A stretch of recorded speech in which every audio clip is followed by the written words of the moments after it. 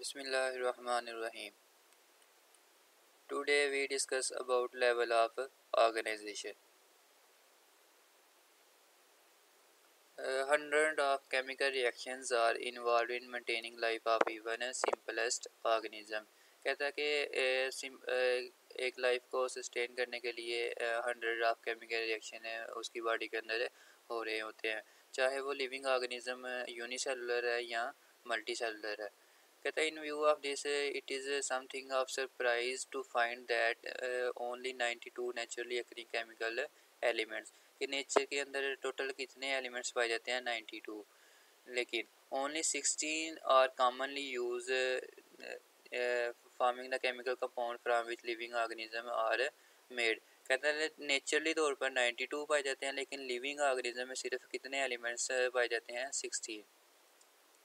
These 16 elements and few others which occur in particular organism are called bio elements. कहते हैं ऐसे elements जो living organism के अंदर पाए जाते हैं उन्हें हम क्या किसका नाम दे देते हैं बायो एलिमेंट्स।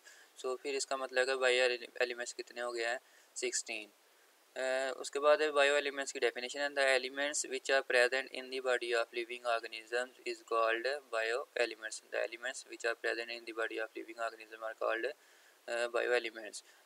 बायो एलिमेंट्स कितने हैं, बायो एलिमेंट्स 16 हैं। वो कौन कौन से हैं वो देख लेते हैं। कहता है in human body only 6 bio elements account for 99% of the total mess. कहता है ह्यूमन बींग्स में 6 एलिमेंट ऐसे हैं जो 99% जो लिविंग ऑर्गेनिज्म है वो ह्यूमन का लिविंग ऑर्गेनिज्म है उसको बना रहे हैं। टोटल कितने हैं 16। उन 16 में से 6 एलिमेंट ऐसे हैं जो ह्यूमन बींग के 99% ऑफ टोटल मैस को बना रहे हैं। वो कौन कौन से हैं, वो ऑक्सीजन है, carbon, hydrogen, nitrogen, calcium and phosphorus. अब इनकी परसेंटेज देख लेते हैं कि ऑक्सीजन कितने परसेंट बना रहा है ह्यूमन बॉडी को 65%। उसके बाद कार्बन है 18%, हाइड्रोजन है 10%, नाइट्रोजन है 3%, कैल्शियम है 2%, फास्फोरस है 1%। ये अब आपने इनकी परसेंटेज याद रखनी है। इनकी परसेंटेज को याद रखने के लिए हम ट्रिक यूज़ करते हैं। ये देखें ऑक्सीजन, कार्बन, हाइड्रोजन, नाइट्रोजन, सी से कैल्शियम और पी से फास्फोरस। इसको याद कैसे करना। अब ये देखें ओ चौधरी न्यू कैप, ठीक है, ओ चौधरी न्यू कैप। ओ से क्या बनेगा ऑक्सीजन, सी से क्या बनेगा कार्बन, एस से बनेगा हाइड्रोजन, एन से बनेगा नाइट्रोजन, ए से बनेगा कैल्शियम और पी से फास्फोरस। ऑक्सीजन की कितनी परसेंटेज है 65, कार्बन की कितनी है 18 और हाइड्रोजन की कितनी है 10%, नाइट्रोजन की 3%, कैल्शियम की 2% और फास्फोरस 1%। ये 6 एलिमेंट्स मिलके ह्यूमन बॉडी के टोटल में कितने परसेंट बना रहे हैं 99%। जो पीछे 1% बचता है वो कौन कौन से हैं, वो 10 एलिमेंट्स हैं, बायो एलिमेंट्स हैं। वो कौन कौन से हैं, पोटाशियम को हम के साथ रिप्रेजेंट करते हैं। उसके बाद सल्फ़र है, chlorine, sodium, magnesium, iron, copper, manganese, zinc and iodine. Potassium कितने परसेंट बना रहा है 0.35%, सल्फर कितने परसेंट बना रहा है 0.25%, क्लोरीन कितने परसेंट बना रहा है 0.15%, सोडियम कितने परसेंट बना रहा है 0.15% और magnesium 0.05%, iron 0.004%, copper, manganese, zinc और आयोडीन ये ट्रेस अमाउंट में पाए जा रहे हैं, मतलब कि इनकी अमाउंट बहुत कम है। अब इन 10 एलिमेंट्स को हमने कैसे याद करना है, इसके लिए भी हम ट्रिक यूज़ करते हैं। हम अरबी से फेमिलियर है क्योंकि हम कुरान मजीद की तिलावत करते रहते हैं। तो ये एक छोटा सा सेंटेंस है, इसको आपने याद रख लेना। कस कलना मगफ़ी को मंजरनी, कस कलना मगफ़ी को मंजरनी। अब देख लें ये कैसे बनता है। काफ से पोटाशियम, सीन से सल्फ़र, कस, आगे कल से क्या हो जाएगा क्लोरीन और ना से सोडियम, ठीक है, potassium, sulphur, chlorine and sodium. उसके बाद मग से हो जाएगा मैग्नीशियम, पी आयरन, आयरन को किसके साथ रिप्रेजेंट करते हैं, एफ ई के साथ। ये रहा आयरन, आयरन कितने परसेंट है, 0.004%, इसको किसके साथ रिप्रेजेंट करते हैं, एफ ई के साथ। मैग्नीशियम आयरन को से क्या हो जाएगा, कॉपर, ठीक है। उसके बाद मनजनी, मनजनी, मन से क्या हो जाएगा, मैगनीज, और जी एन जिंक, और आयोडीन को किससे रिप्रेजेंट करते हैं, आई से। आपने ये तरतीब याद कर लेनी है। उसके बाद ये भी तरतीब से दिए हुए हैं, इनकी परसेंटेज याद करना आसान हो जाएगा। 0.35, 0.25, 0.15, 0.15, 0.05, 0.004 and trace amount. Hopefully it is helpful to you in learning. Then we discuss about elements versus bioelements, मतलब कि difference between elements and bioelements। कहता है the fact that the same 16 chemical elements occur in all organism and the fact that their properties differ from those in the non-living world। कहता है ये जो 16 है हमने बायो एलिमेंट्स पढ़े हैं, अगर ये लिविंग ऑर्गेनिज्म में पाए जाएंगे तो इनकी प्रॉपर्टीज डिफरेंट होंगी, अगर नॉन लिविंग थिंग्स में पाई जाएंगी तो इनकी प्रॉपर्टीज क्या हो जाएंगी, डिफरेंट हो जाएंगी। Show that bioelement have a special properties which make them particularly appropriate as a basis for life। सिर्फ इस स्लाइड में यही है कि अगर 16 एलिमेंट लिविंग ऑर्गेनिज्म में पाए जाते हैं तो इन 16 एलिमेंट्स की प्रॉपर्टी स्पेशल हो जाएंगी। अगर ये 16 एलिमेंट्स नॉन लिविंग थिंग में पाई जाती है तो इनकी प्रॉपर्टीज़ डिफरेंट, जो एलिमेंट लिविंग ऑर्गेनिज्म में पाए जा रहे हैं उनसे डिफरेंट होगी। Then we discuss about level of organization. There are different level of organization. सबसे पहले level है atomic and subatomic level। कहता all living and non-living matter is formed of simple unit called atoms and subatomic particles। कहता जितने भी living organism है या non living things है वो किससे मिलकर बनी हुई है, एटम और सब एटॉमिक पार्टिकल से। किससे मिलकर बनी हुई है, एटम और सब एटॉमिक पार्टिकल से। सब एटॉमिक पार्टिकल कौन से, प्रोटॉन, इलेक्ट्रॉन एंड न्यूट्रॉन। अब हम सब एटॉमिक पार्टिकल्स की डेफिनेशन देखते हैं। कहते हैं particles that make up an atom. कहते हैं ऐसे पार्टिकल जो क्या बनाते हैं, एटम बनाते हैं, उसे हम क्या कहते हैं, सब एटॉमिक पार्टिकल्स। वो कौन कौन से हैं, इलेक्ट्रॉन, प्रोटॉन एंड न्यूट्रॉन। ये तीनों सब एटॉमिक पार्टिकल्स मिलकर क्या बनाते हैं, एटम। उसके बाद एटम की डेफिनेशन है। कहता है the smallest particle of an atom that retain the properties of that element. कहता है एक एलिमेंट किस पर मुश्तमिल होता है, एटम पर। तो एटम क्या होता है, स्मॉलेस्ट, एलिमेंट का स्मॉलेस्ट पार्टिकल होता है। एलिमेंट का क्या होता है, smallest particle that retain the properties of that element. जो प्रॉपर्टीज एलिमेंट में पाई जाती हैं वही प्रॉपर्टीज उस एटम में पाई जाएगी।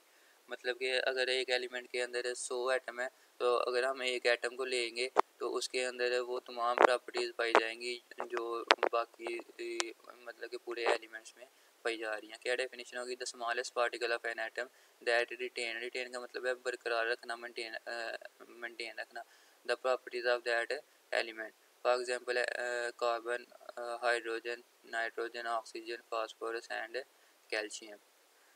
ये सब क्या एलिमेंट है, ये सब क्या element, carbon, hydrogen, nitrogen, oxygen, phosphorus, calcium.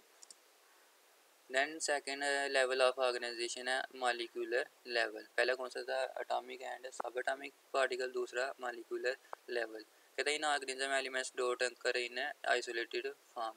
कहता है कि लिविंग ऑर्गेनिज्म के अंदर जो एलिमेंट्स पीछे हम पढ़ के हैं, कैल्शियम, फास्फोरस एक्स्ट्रा, कहते हैं ये आइसोलेट अकेले अकेले नहीं रह सकते। आइसोलेट का क्या मतलब है, अकेले अकेले रहना, ये अकेले अकेले नहीं रह सकते।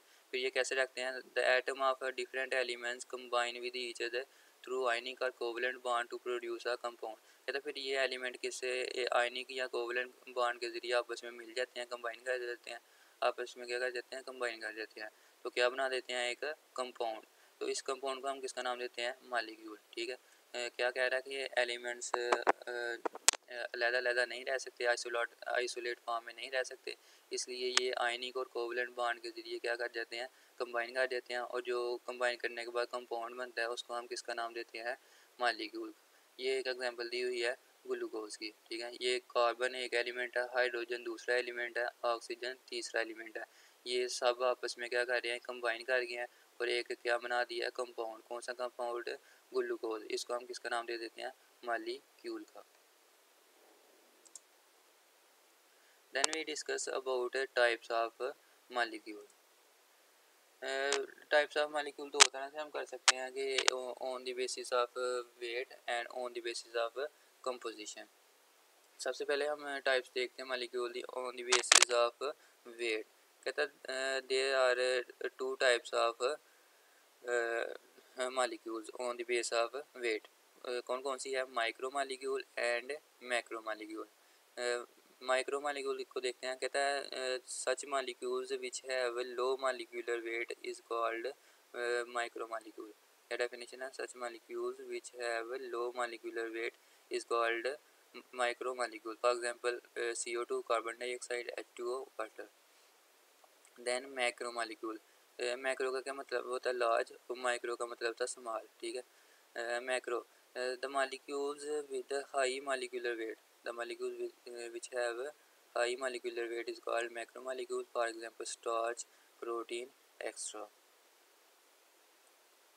Then we discuss the types of molecule on the basis of composition.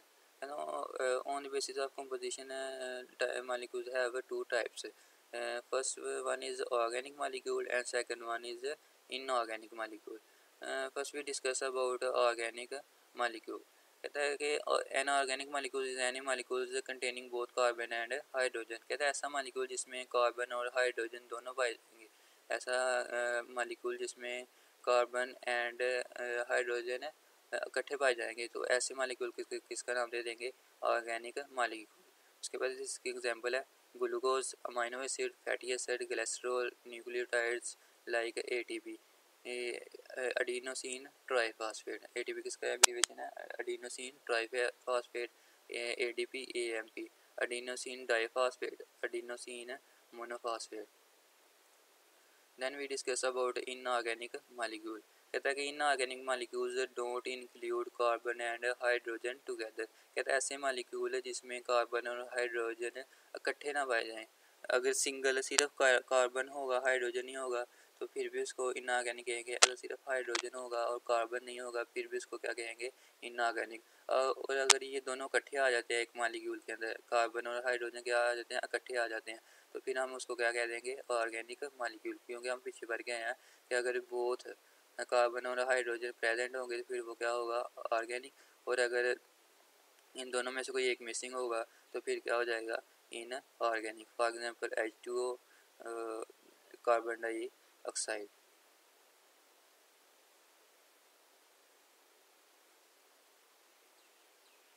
अच्छा बच्चों, फिर आज आपके लिए असाइनमेंट है कि आपने डेफिनेशन करनी है बायो एलिमेंट्स की and write the composition of different bio elements. Then second question है define atoms and sub atomic particles, give its examples.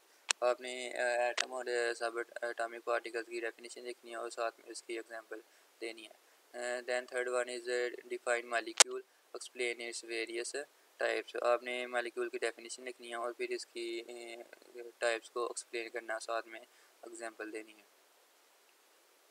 Reference है biology 11th Punjab curriculum and text book board Lahore, page number था 2, 3 and 4। Thank you. This is all about today lecture.